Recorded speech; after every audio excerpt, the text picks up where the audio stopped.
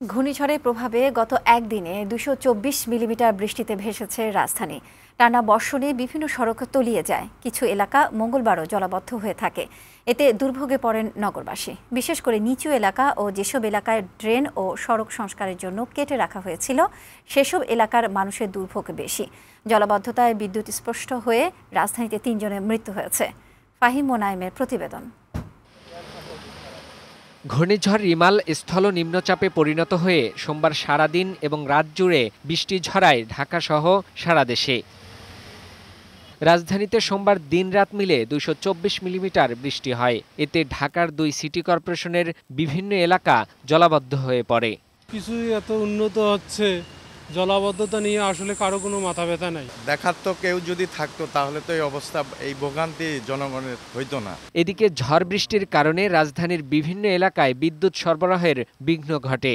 রাজধানীর খিলগাঁও, যাত্রাবাড়ী, বাড্ডায় পৃথক ঘটনায় বিদ্যুৎ স্পৃষ্ট হয়ে ৩ জন মারা গেছে।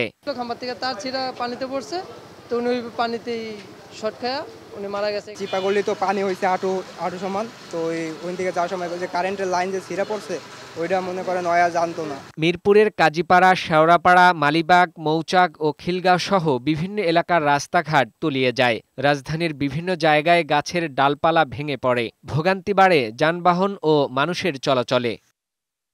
মঙ্গলবারও কোনো কোনো সড়কে পানি জমে থাকায় ভোগান্তি পোহাতে হয় মানুষকে।